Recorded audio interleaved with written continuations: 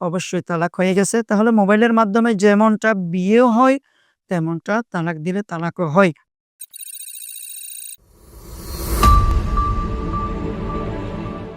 আসসালামু আলাইকুম ওরহমতুল্লাহি ওবরকাতুহ। ইন্নাল হামদালিল্লাহ ওয়াসসালাতু ওয়াসসালামু আলা মান লা নাবিয়্যা বা'দা, আম্মা বা'দ।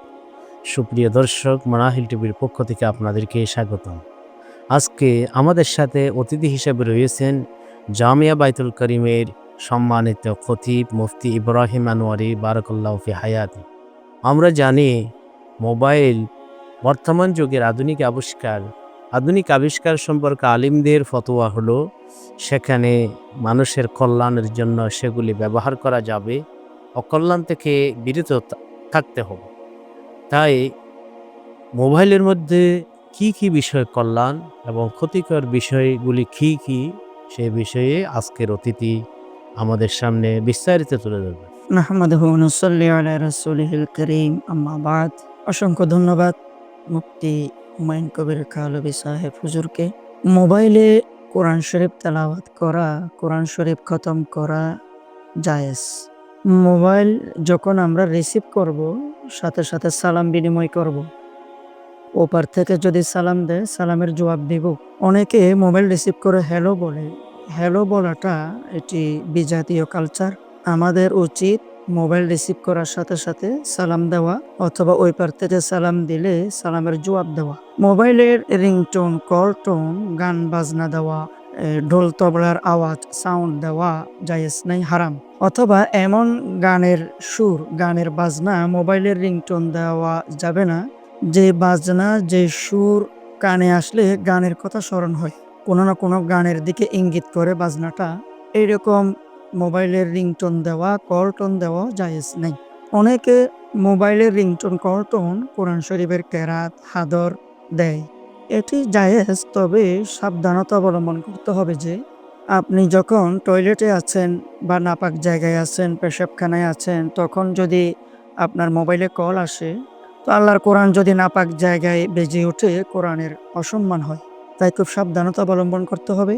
অথবা আপনি নাপাক জায়গায় নাই, পাক জায়গায় আছেন, আপনার মোবাইলে কল আসে, কোরআন বাজে, কেরাত হাদর বাজে, কিন্তু আপনি পুরা কোরআনের আয়াত তেলাওয়াত করার সুযোগ দেন না। আয়াতের অর্ধেকের মধ্যে রিসিভ করেন, আয়াতের অর্ধেকেই রিসিভ করে দেন বা কল কেটে দেন, তাহলে কোরআনের অসম্মান হয়, অর্থের অনুবাদের তফসিরের বিঘ্ন ঘটতে পারে। এক কথায় কোরআনের হাদর, কেরাত, মোবাইলের রিংটোন, কল টোন না দেওয়াটাই উত্তম। কোনো একটা নর্মাল ভদ্র টোন দেওয়াটাই শ্রেয়, ভালো। এমন হামদ নাদ গজলও কোরআনের রিংটোন দিব না যে হামদনাদ গজলে কোরআন মিশ্রিত আছে বা আল্লাহর নাম, রসুলের নাম মিশ্রিত আছে। নাপাক জায়গায় যদি পেশাব পায়খানায় কল আসে, সেখানে আল্লাহ এবং রসুলের নামটা উচ্চারণ হচ্ছে। তাই খুব সাবধানতা অবলম্বন করতে হবে।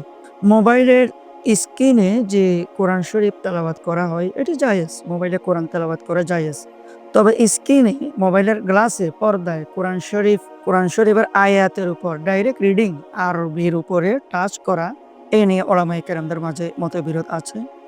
অনেকে আলেম বলেন যেহেতু এখানে স্ক্রিন গ্লাস আছে, পর্দা আছে, তাই ওযু ছাড়া টাচ করা যাবে, জায়েজ। আবার অনেক ওলামায়ে কেরাম, মুফতিয়ানে কেরাম বলেছেন লা ইয়ামাসসুহু ইল্লাল মুত্তাহহারুন, গ্লাস থাকলেও, পর্দা ডিসপ্লে থাকলেও ওযু ছাড়া স্পর্শ করা উচিত নয়, এটা জায়েজ নয়। তো মোবাইলের স্ক্রিনে অনেকে কোরআনের আয়াত, মোবাইলের ডিসপ্লেতে, পর্দায় কোরআনের আয়াত বা পৃষ্ঠা পিকচার আকারে রাখে আর কি, ওয়ালপেপার থিমস। সাবধানতা অবলম্বন করতে হবে। আপনি নাপাক জায়গায় যদি মোবাইলটা হাতে নেন, আপনি যদি মোবাইল অন করেন, ওই পিকচারটা যদি নাপাক জায়গায় শো হয়, দৃশ্যমান হয়, তাহলেও আমরা গুনার ভাগী হব। তো অনেকে মোবাইল দ্বারা গোপন গুনায় নিয়োজিত থাকে। প্রকাশ্য তো মানুষ গুনাহ করে না, তবে কিছু কিছু ক্ষেত্রে মোবাইলের উসিলায়, মোবাইল দ্বারা গোপন গুনাহ করে থাকে। তাই অনেক মানুষ কিয়ামতের দিন দেখা যাবে, তারা আমল ঠিক আছে, ইবাদত ঠিক আছে, কিন্তু গোপন গুনাহ কন্টিনিউ করার কারণে, গুনাহ না ছাড়ার কারণে কিয়ামতের দিন আটকে যাবে।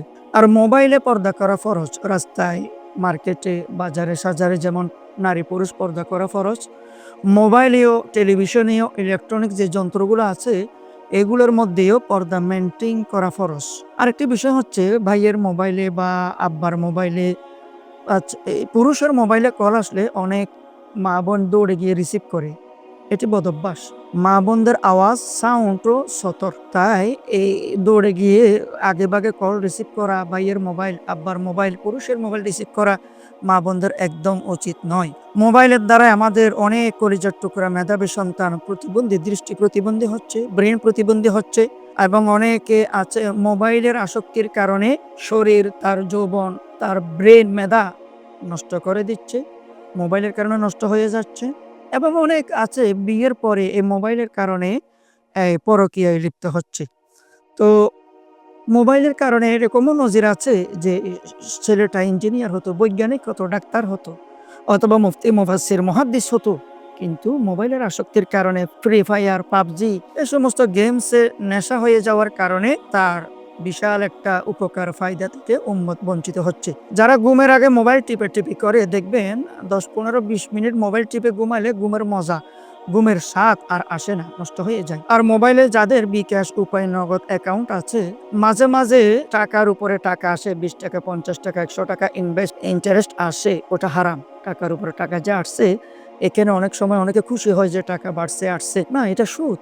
এই ইন্টারেস্টটা হারাম। আপনার অ্যাকাউন্টে টাকা না থাকলে টাকা আসতো না। তাই যে পরিমাণ টাকা আসছে এই পরিমাণ টাকা আমি খেতে পারবো না, সওয়াবের নিয়ত না করে গরিব অসহায়দেরকে দান করে দিতে হবে।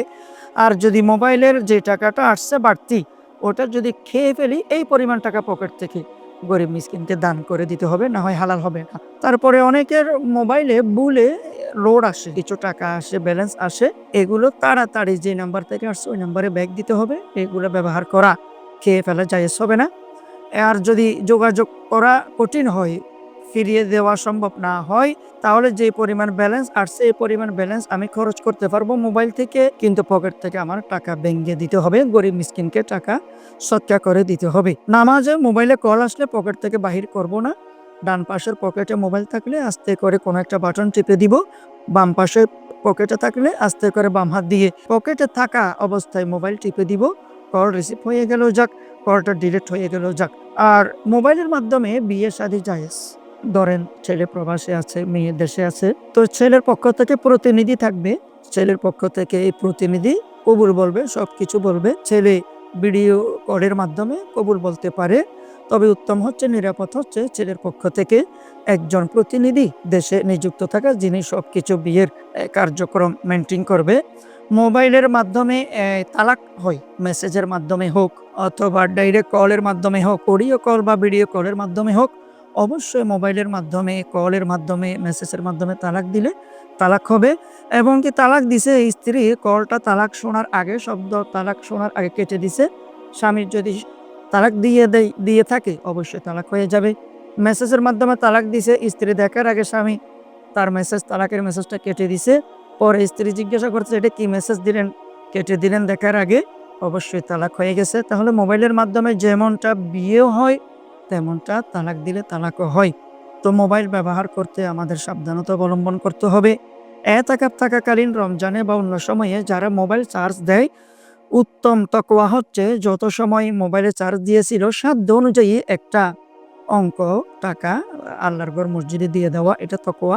আল্লাহ তাআলা আমাদের সবাইকে বুঝার, আমল করার তৌফিক দান করুন। ধন্যবাদ সম্মানিত অতিথি মুফতি ইব্রাহিম আনোয়ারি। তিনি মোবাইলের বিভিন্ন কার্যক্রম নিয়ে আলোচনা করেছেন। এখানে একটা বিষয় আমি নোট করি, সেটা হলো মোবাইলের মাধ্যমে বিয়ে করা। এটা অবশ্যই মোবাইলে ওনার পক্ষ থেকে যদি উপস্থিত কোনো একজন প্রতিনিধি থাকে, ওনার পক্ষ থেকে ওই প্রতিনিধি প্রস্তাব বা গ্রহণ করে, তাতে সমস্যা নেই। সরাসরি মোবাইলে ভিডিও কলে উনি প্রস্তাব বা গ্রহণ করার ক্ষেত্রে আলেমদের মতামত করিয়েছে। সুপ্রিয় দর্শক, আপনাদেরকে অসংখ্য ধন্যবাদ। আসসালামু আলাইকুম ওয়া রাহমাতুল্লাহি ওয়া বারাকাতুহু।